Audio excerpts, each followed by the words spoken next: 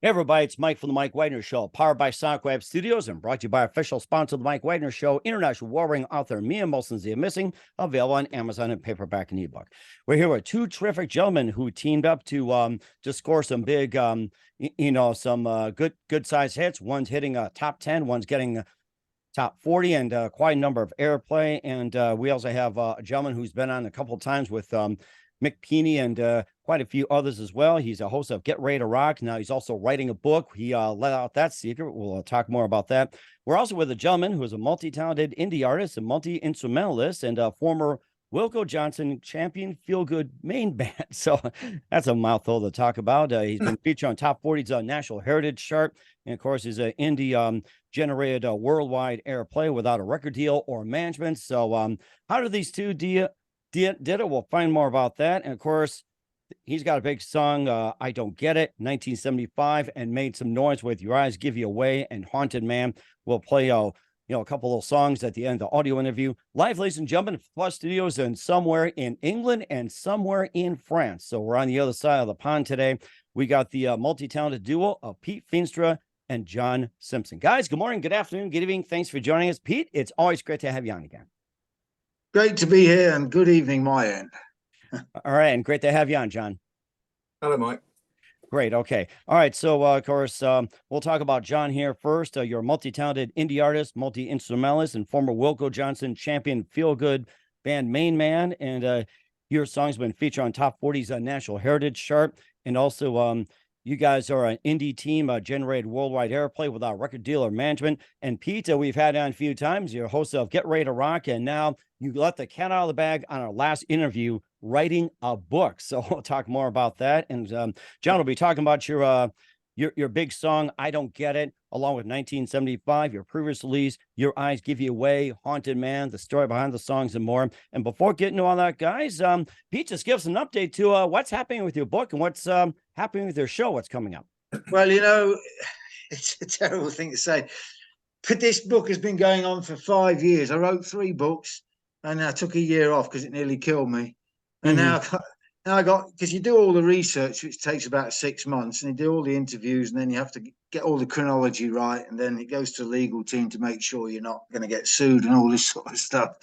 And then it's not that funny, but in the last year alone, about 7 people who are in this book have died, unfortunately, from natural causes, just old age or rock and roll or whatever. But I mean, actually, the legend will get bigger now. Maybe it'll sell the book more in a weird sort of way. But there's some great people. Most recently, Tony McPhee from the Groundhogs died, who was a very, very influential guitar player, and Otis Grand, who was a monster, big guy on the blues scene, European blues scene as well as British. But he actually was from the west coast of America originally, and then came to Paris, and then ended up in London. And I had another meeting with him about this book scheduled from when I get back to London in September, but obviously it will never happen now, sadly. But I've done about 3 chapters, and I'm going to, whether it kills me or not, I'm going to, July onwards, I'm going to spend 3 months just really try and finish it if I can, But it's ongoing. It's an ongoing thing. And also it's always ongoing, because you still go to gigs and you still meet people, and people still phone you, middle of nowhere, and say to you, "Oh, Pete, what do you remember this? Do you remember that?" And then, of course, it sets off a whole new trend of thought that you'd forgotten about almost, and people you'd almost forgotten about. So you've got to be very disciplined in this, and structure is everything. And we're looking forward to the book as well, too. We're being very patient about it. And we got on with us as well, too, a multi-talented indie artist, multi-instrumentalist, and former Wilko Johnson champion Feelgood Band main man. Also been featured on Top 40's National Heritage chart, and got one of the big songs, I Don't Get It, along in 1975, broke on the scene with Your Eyes Give You Away, Haunted Man. And John, before getting to all that, John, tell us how you first got started. How I first got started, yes. Got started. Oh, go way back into the TARDIS. Way back in the TARDIS. Come on, doctor. Go back to a good TARDIS. Pete, I'm sure you can stand that. Help him get in the TARDIS, good doctor. Yeah, that's a good one. Wow. Yeah. Well, I got started when I first picked a guitar up, which was about 50 odd years ago. George Harrison was #1 with My Sweet Lord. Wow. and they were the first two chords. You know, the intro to My Sweet Lord. They're fairly simple. I never learnt the rest of it, but just that intro bit was what got me started. It was the Beatles really that got me started, and then they went and let me down by breaking up. I was only about 12 or 13 when they broke up. But then, you know, little did I know that just around the corner, David Bowie was waiting to happen. So then I, you know, got the Ziggy Stardust album and learnt the songs on that album. And, you know, I've just followed, probably like everyone else. I've just followed lots of people. When the punk thing happened in this country, I really thought the Sex Pistols were great, but I didn't stick with them. Well, they didn't release many albums, did they? But I kind of moved on then to Elvis Costello, Squeeze, XTC. Oh yeah, Elvis Costello, still one of my favorites. Yeah, me too. And XTC are just, I think, phenomenal. But they don't get the sort of, I don't know how big they are in America, but they don't, you know, they're very overlooked, I think. But so I've always been sort of pop rock. Somewhere in there, I did buy one Dr. Feelgood album, which was the Stupidity Live LP that came out, I think, in 75 or 76. But for me, that was just a one record. I didn't buy all their other albums. It's only in more recent years that I started to listen to their other stuff because I needed to put a show together. So that's when I started to listen to their other stuff. And to be honest, my musical taste has pretty much stopped there. You know, over the years, I've sort of flirted with other things, but if I put something on now, it's likely to be perhaps Crowded House or Delamitri. I don't know if they're, you know, known in America, but Delamitri are a big Scottish band, but write good pop. We've had that. We had a good following, you know, in the States as well too. Delamitri's got some real good tunes in the States, so it's kind of like, you know, a crossover where it's like it's penetrated some, but still got really good presence over there. Delamitri. Yeah. So I just and I suppose when I picked up the guitar at about 13, as I said. Learnt from a book that a chap in this country was very famous in the 50s called Bert Weedon. It was called Play in a Day, and everybody learnt from Play in a Day because there was no YouTube and no internet. It turned out I had a reasonable ear, so I was able to learn quite quickly. But I was never particularly confident about 18, so I switched to bass because it was easier. So for a long time I was a bass player, and only really in the last 15 years have I been in live bands playing the guitar. And the Feelgood Band was the first band I've ever been in where there was only one guitar and I was playing the lead parts. But it went okay. We did all right. It certainly did. And what was that one precise moment that simply influenced you into what you're doing for the rest of your career? The one precise moment that simply said, "That's what I'm going to do." What for the Feelgood stuff? It can be anything. I don't. It's hard to say one precise moment, to be honest. I've just always loved music. My dad played the piano before me. He didn't ever have a music lesson in his life, and I've never had a music lesson. You know, I can just about, if I hear a tune, it's quite a fortunate thing to have. If I hear a tune, I can probably tell you without even a guitar in my hand what chords the people are playing. You know, so if I hear it, okay, well, that's if it's in a certain, if I can know what key it's in, I'll tell you what most of the chords are, which is a blessing, but it's also sometimes a bit of a curse because I'll listen to a new song and with my wife say, and she'll say, I really like that. And I'll say, well, you know what? That's exactly the same as something else. And then she'll say, well, why did you tell me that? You've ruined that for me. You know? But that's, you know, a blessing and a curse. But I don't know what I would have done actually all my life without music. I don't know what people that don't do music fill their time with because it's all encompassing for me. That's all I do really. You know, other than have a nice life with my family and my wife. But I'm retired from my main job these days, so music is all I do. It's harder to do at the moment because it's so warm here, and if you can tell or not, I'm in the roof, and it gets very warm in the roof. So winters, I'm more productive in the winter. And that's perfectly understandable. I mean, people work in better conditions, work this, work that, and everything else. You do what you can. Of course, besides, Beatles, David Bowie, XTC, Delamitri, and all the artists you've rattled off. Who are some other favorite artists growing up, along with some musicians and guitarists?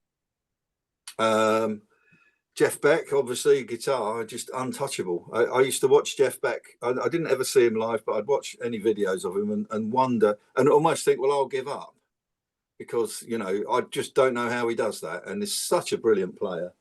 Bass players, Paul McCartney was always obviously a big influence because of my Beatles liking.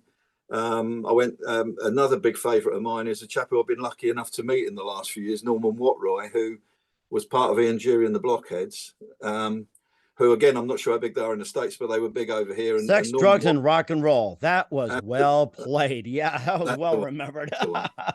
And the one with the best bass line ever recorded, Hit Me With Your Rhythm Stick, which is just, I don't know if it was a hit in the US, but it was absolutely mind-blowing. As a bass player, it was one of those moments where I thought, oh, why has he done that? You know, because if we cover that, I've got to learn how to play that now, you know, which was tricky, but I managed it. Mm-hmm. All the other stuff, you know, Led Zeppelin, Deep Purple, they all sort of they're all around. Crowded House. I liked Oasis and Blur, you know, later on.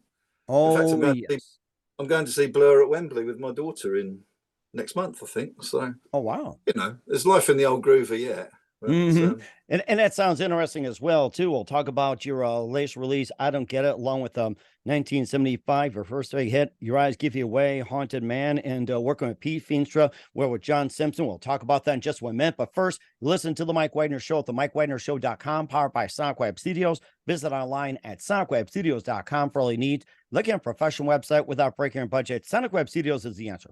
Sonic Web Studios offers fast, affordable custom web designs at below the competition rate. Call today, 1-800-303-3960. It's 1-800-303-3960, or email to support@sonicwebstudios.com. Mention the Mike Wagner Show. Get 20% off your first project. Sonic Web Studios. Take your image to the next level. Also, time to give official shout out to our official sponsor of the Mike Wagner Show, international warring author Mia Molson-Zia. If you love fast-paced mysteries, you'll love Missing by Mia Molson-Zia, available on Amazon in paperback and ebook. Missing is fast-paced and intriguing with an unforgettable twist. Takes place in 4 countries, 2 strangers, and 1 target, where truth is illusion and those who love be the first go missing. It's available on Amazon in paperback and ebook. Missing by Mia Molson-Zia has got great reviews, and evil and endorsed by Howard celebrities, including Joanna Cassidy, Forbes Riley, and many others. So grab your copy today for Girls Missing by Mia Molson-Zia, available on Amazon. Also, check out the Mike Wagner Show at the MikeWagnerShow.com or 40 podcast platforms. Heard in 100 countries, including Facebook, SoundCloud, Spreaker, Spotify, and iHeartRadio. Also, Anchor FM, Google Play, along with Pandora, Buzzsprout, Odyssey, and also subscribe to the Mike Wagner Show on YouTube, BitChute, and Rumble. Follow us on Facebook, Instagram, LinkedIn, TikTok, and Twitter. Make sure you take us with you on any mobile device. And for great gift ideas, go to Amazon.com. Check out the Mike Wagner Show podcast. T-shirts, pop sockets, throw pillows, tote bags, hoodies, makes great gifts 24/7. Go to Amazon.com. Check out the Mike Wagner Show podcast. And for more great gift ideas like books, including Missing, Once, and Wrinkles, and cool gifts like T-shirts, pop sockets, hoodies, phone cases, and more, Amazon.com/Mia Molson-Zia. Check it out today and support the Mike Wagner Show on Anchor FM, PayPal, and the MikeWagnerShow.com. We're here with the multi-talented indie artist and multi-instrumentalist John Simpson, along with Get Ready to Rock's Pete Feenstra here on the Mike Wagner Show. Before we talk about your latest I Don't Get It, how'd you guys first get started on your collaborations? Tell us how you first got started. Shall I do it, Pete? Yeah, go ahead. Yeah. Well, I first met Pete when I was playing in the Feelgood Band, which was reasonably successful rhythm and blues tribute to the original lineup of Dr. Feelgood. Pete helped us with a few gigs and put on one of our best ever shows, actually, at Hammersmith, when we got the original members along for a Q&A and a few other people. But after about 10 years, it was 10 years, in fact, I'd had enough of trying to take the band as far as I could.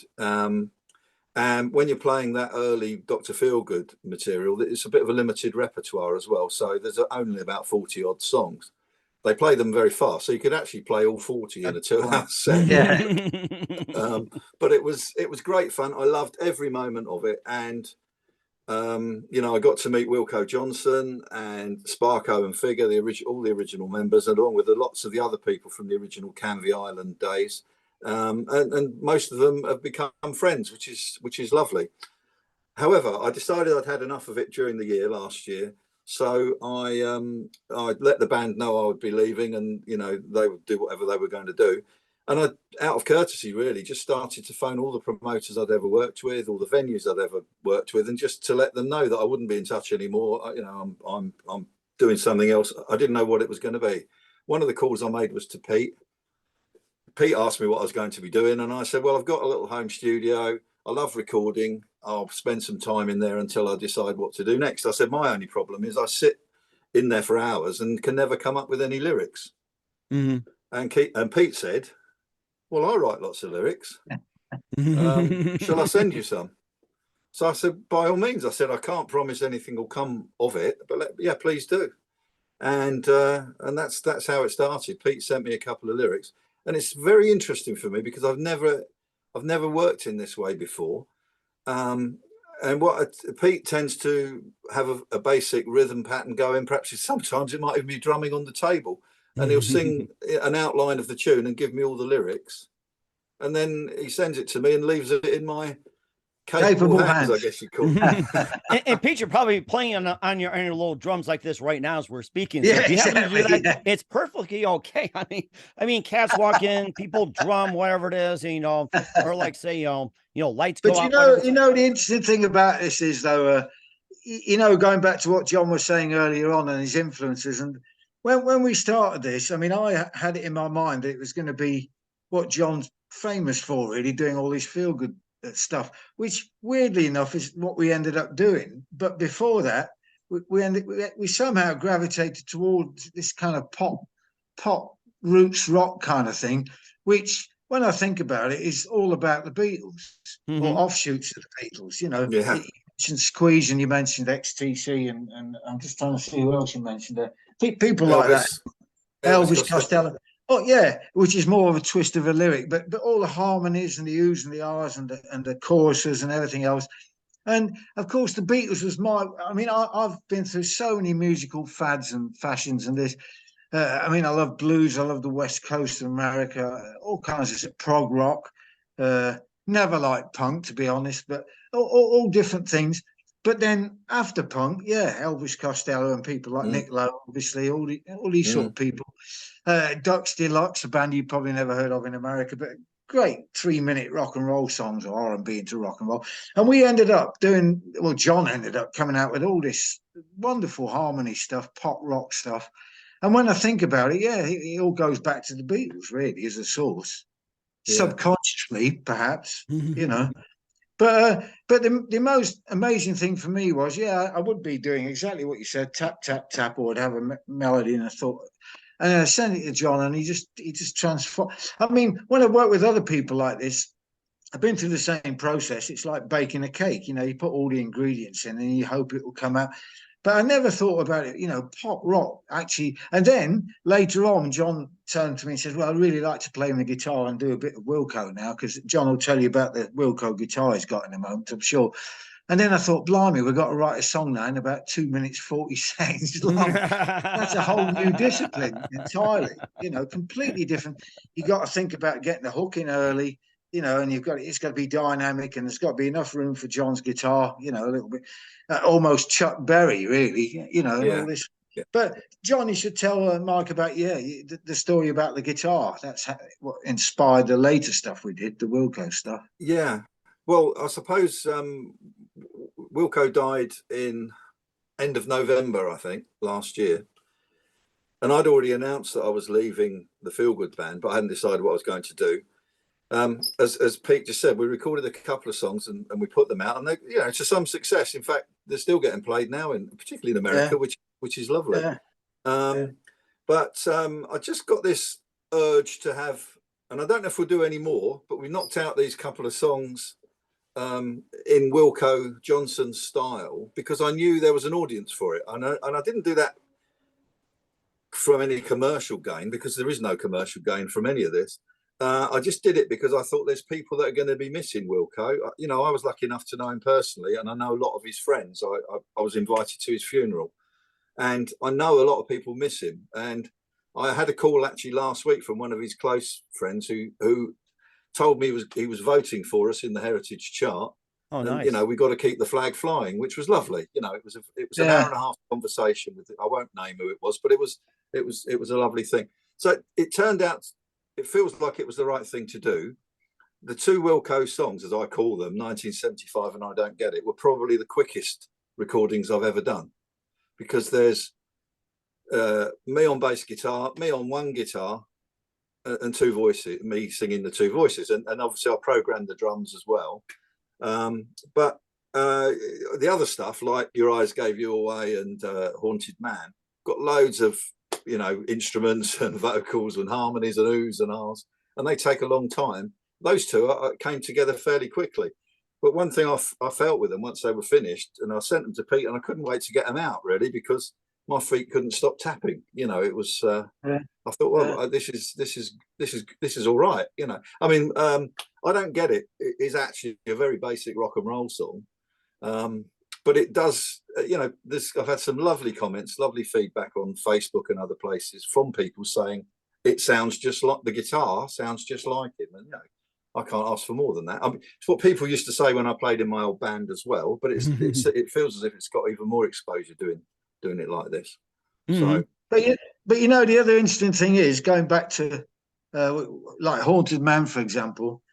When I originally wrote that, I had a story in mind. I mean, that's the story about Haunted. It's a kind of a Hitchcock thing, which I transposed to a cotton field in France. And this stuff all grows around you ever so quickly, and you could be standing there and suddenly you're surrounded and all this.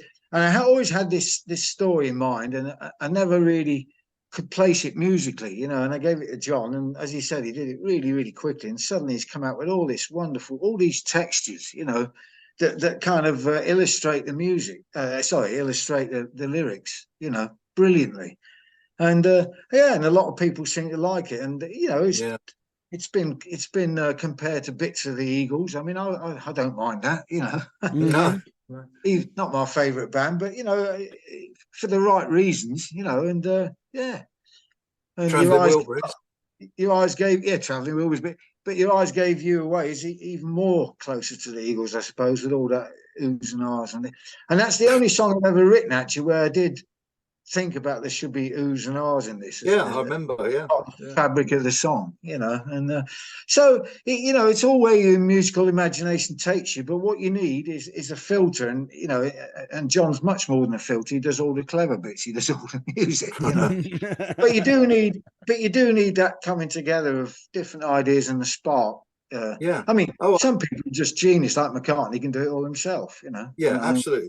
In my case, Pete, we've not had this discussion, but if it wasn't for you and your outline and your lyrics, these songs wouldn't exist. So although I play it all, it's a definite collaboration, because you know, I'd just be sat here drumming my fingers, thinking, or trading places. But you know, but now, of course, we've got to think about what to do next, you know, and which direction to take, because we're in this very, really happy position of having put 4 songs out there, and different people have all liked them. I don't think we've had a negative comment so far. So long may it continue. You know? I haven't seen negative comments whatsoever. And in fact, I love that music. Your Eyes Give You Away just blew me away. I Don't Get It as well too. And you know, of course, you know, besides the 4 songs you talked about, you know, how it all came together and everything else. And you know, what else you mainly base your lyrics on? You know, like, you know, if you're to crank out some other music, like, you know, what else base your lyrics on? If you write music, it's like, you know, from your perspectives, what would you base the lyrics on? Well, you know, Haunted Man was an actual story, which doesn't very often happen, actually. I mean, I usually get a phrase, or I get a melody, or I get a hook line in my head, or I get a bit of dialogue sometimes, or I get a theme in my head, and I think, well, maybe I could write about that. You know, you could write a reflective song about time, for example, whatever. And then if you say to yourself, right, I'm going to write a reflective song about time, then you've got to colour in the sketchbook and think about different ways of talking about time, whether it's time in a love relationship, whether it's time in terms of the passing of time, whether it's time in things change, different perspectives and all this. But that Haunted Man was what was, you know, whereas Your Eyes Don't Get It was a love song, really, you know, which is what most people write about. But and then moving on to the Wilko thing, I thought, something really buff, you know, and that was kind of about disillusionment, really. I don't get it. I mean, like, you're working hard, you do your 9 to 5, there's people walking away with the cake, and you're still on the dole. I mean, obviously you're not. But Oh it's yeah, a it's like they get the glory, you get the crumbs and everything else. I know how that goes. And 1975 was more about a musician looking back to how the world had changed from when his hopes and aspirations in the mid-70s matched his style of play. And he's still out there banging out really fantastic music, but the world has moved on. You know, that's what that is, really. And again, I had that little idea in my head, and then when the lyrics reveal themselves, you know, the story starts to delineate, you know, and then you follow it, and then John puts his thing in, and it all comes together, you know. And It's it quite does, funny, actually, Mike. If you listen to Your Eyes Gave You Away or Haunted Man, you know, Pete talked about the Beatles. In particular, Haunted Man, there's some oohs and ahs on there. I thought I was the Beatles on Abbey Road. Yeah. But no one else has said that. But to me, well, you know, that's the beautiful thing. You see, you can actually be inspired. Oh yeah, by different elements of a song and different albums. And of course, you know, the world is an imperfect place. Not everybody can remember those parts of Abbey Road. No. Thank goodness. Well, it's not the same. It's just I thought what I need is those banked harmonies, you know, which yeah. And certainly does. And then, John, assuming you were to write a song or try to come up with some lyrics, what would you base your lyrics on? My lyrics, I've always struggled with lyrics. In fact, I've written at least 3 songs about how it is difficult to write songs. Yeah, I forget. That's my plan on that. Thank you. I'm desperately trying to think what one of them's called, but I can't think what they're called. But I wouldn't put them out. You know, I'm not confident enough in them because I squirm when I listen to the lyrics. And I'm not washing my hands of the lyrical. Well, I am because Pete does it. So I find it much easier. Yeah, no, I don't mean I would. I know. I just mean what I mean is, yeah, that lyric's good. That's fine. You know, you're proven you've done it. You know, and the lyric's going to be good. So I don't need to worry about it. So I don't. I think the first one I played to you, Pete, was one that's on my YouTube channel called Change, which is a piece of gobbledygook about you know, try and change your life for the better. But it's a basis of a song, John. You know, that's at least you've got a theme and you've got an idea and you can see the progression. Yeah. And you know, over the years I've written songs. I wrote a song called Lovely Linda, which Paul McCartney wrote one called that too.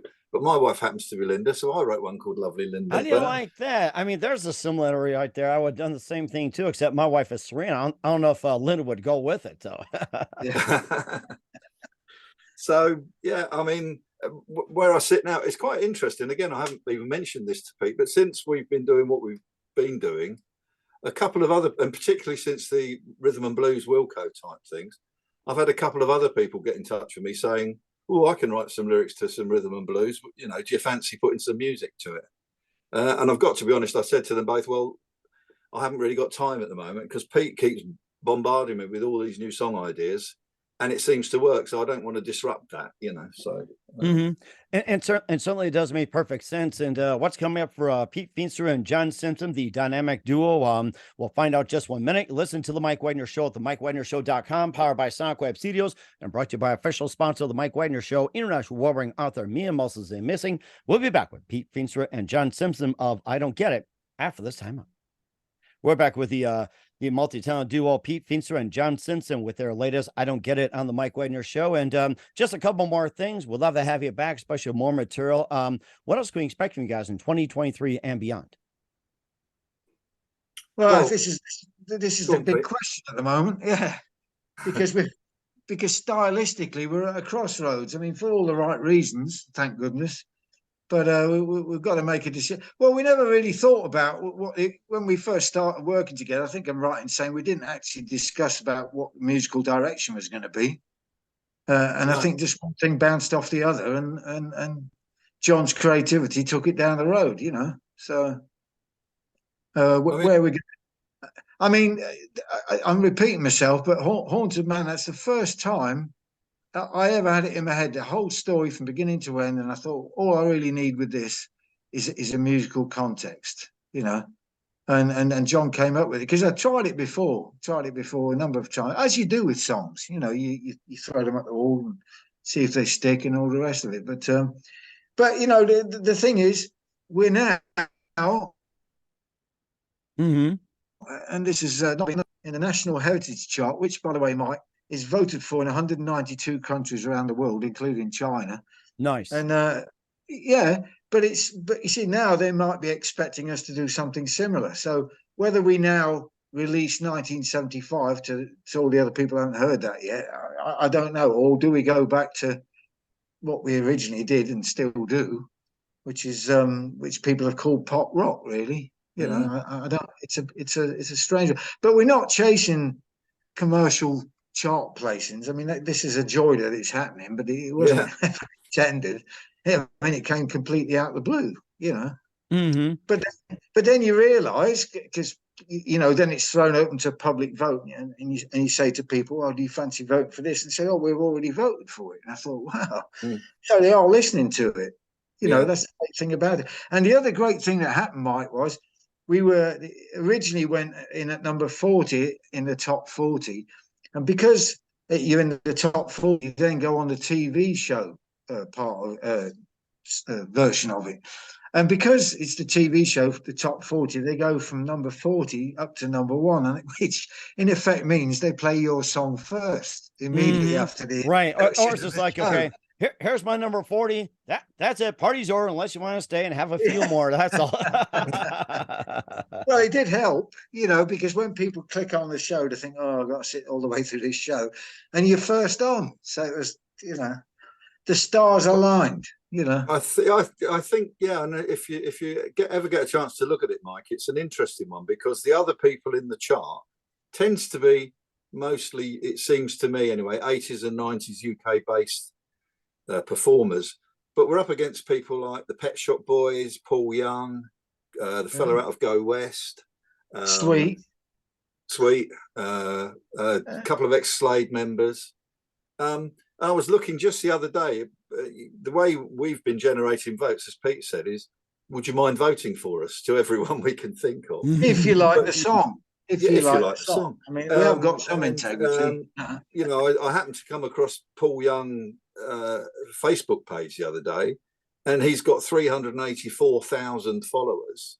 Whoa, and he's doing exactly 300. What was it? 94,000? Oh my! 384,000. Oh, 84. Well, okay, but still, I mean, that's amazing. What was his last hit? Was it back in what? Oh God, what was it last? Well, like his big 90, one was "Wherever Lay My Hat Is My Home," which is the Marvin Gaye song. But and of course, Every Time You Go Away. Yeah. Oh, he's a great singer. He's a great soul singer. But you know, But John's right, and you know, when you realise what you're up against, and this is why when I put out the press release, you know, we are independent music being marketed independently. We don't have a corporation behind us, and we don't have a record company. No. You know, and here we are at number 35 on the National Heritage Charts. Fantastic, you know. Absolutely, yeah. And of course, great opportunity. I was just going to say, "Old Girl" was another one too that Paul Young did, and those are two. Paul Young hits. Those are both covers that made in the U.S., but still having a heck of an impact. I mean, well, he's number 1 now with a Ryan Adams song. So, nice. Okay. Yeah, you know, so he's a big songwriter, which came out in 2001, and Paul Young just re-recorded it. And Nick Kershaw, he's in there. He was number 2 last week. I mean, they're all, you know, So, welcome to the club. It's a miracle, really. And that is the National Heritage Chart and TV. So, and it's put together by Mike Reed, who's a very famous DJ in Great Britain. He used to be on Radio 1. He was on Radio Luxembourg, and he's had his own renaissance now. You know, he used to do the national UK charts for many years, and he's replicating it now.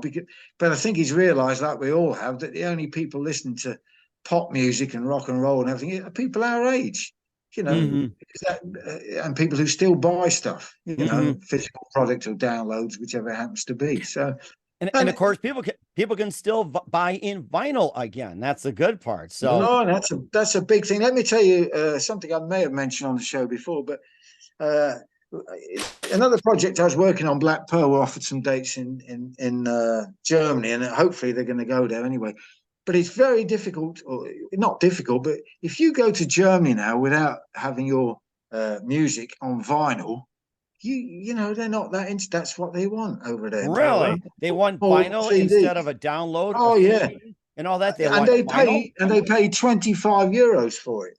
You know, one vinyl, yeah, or more. Boy, I think I was in a couple of places. You got your Targets, you got your Walmarts, and you know, I don't know if any, especially record stores, you look online, it's like, you know, they're around that price. I mean, long time ago, of course, we used to buy albums like got 5, 10, 15, $20 was top. Now it's just like 20 is more like the standard. Some go up to like 40. I'm like, yikes. No, it's getting It's getting expensive. And what's also happening now is, of course, they're reissuing what they call classic rock albums like LA Woman by the Doors, or it's some Jimi Hendrix stuff, and they put it on vinyl and they charge, as you say, Mike, ridiculous money. And I'm going, well, you know, I'll stick with my original copy, thanks. You know? Exactly. Or go to like, you know, a secondhand, a rummage sale, or go to like, you know, some Salvation Army or whatever it is. And my daughter's getting me back into the vinyl thing for my birthday. She got me Queen a Night at the Opera, and I think it had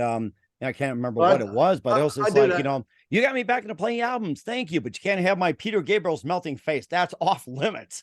yeah.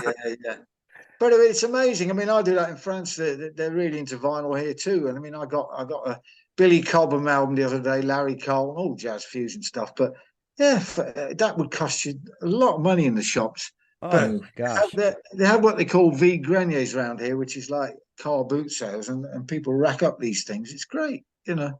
I don't even have a stylus and a record player in London, but I do here, you know. Mm-hmm. It's I do too. Yeah. You know, it's it's horses for courses, you know. Exactly. Well, you know, there's something about.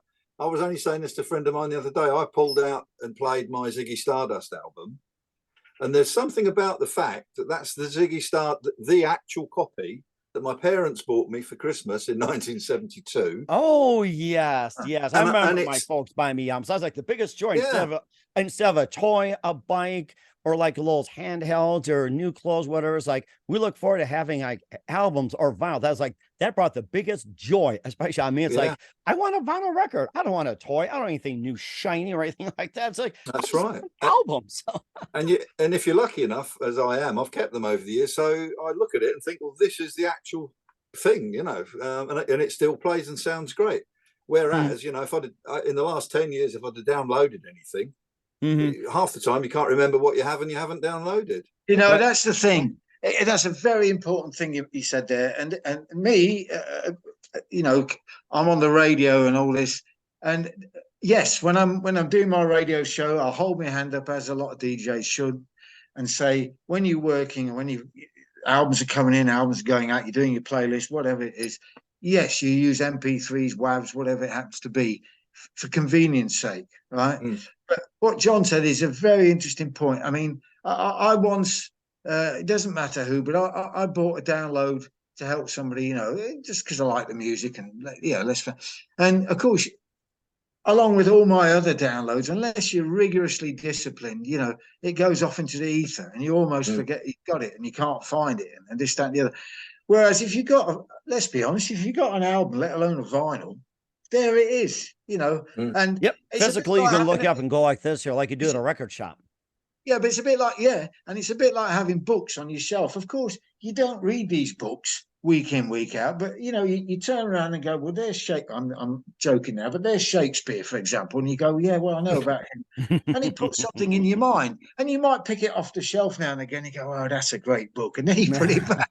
But it doesn't matter. It's there. It's tactile, and you make that connection.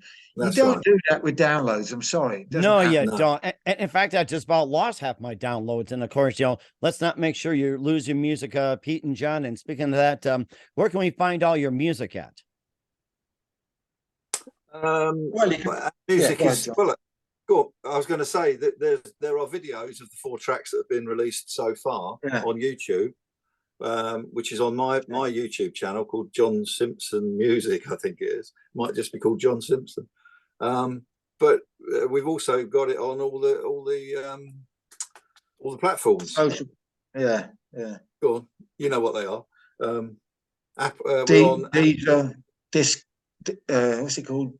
Disc Kid. Sorry. DistroKid. Disco Kid, yeah. I Apple. think it's DistroKid. That's the name, and I Yeah, think it it's is, yeah. also what was it, Pandora, Spotify, and of course, Yeah, all that. Yeah, and by the way, if you're watching this podcast, give us a spin on Spotify, because apparently this is the way you get it up the charts and for people to hear it. More people, different people have different Spotify lists, and then they swap Spotify lists. It's like swapping the old tapes years ago. Really, it's the same process. And then more people get to hear it. It's an exponential thing, Anyway. And certainly does as well too. And just a couple more things, and especially with you, John, who do you consider biggest influence in your career ever? Sorry, I missed it. Biggest influence.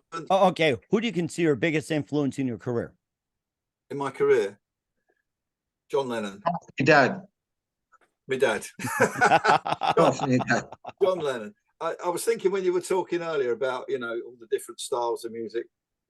Perhaps you should ask all your guests this: if you like the Beatles, and you can only take one record with you to the desert island, which track would you take? And I'll give you my answer, but I'll give you a minute or two to think about it. Both of you, this one. Right, Tomorrow Never Knows. Really?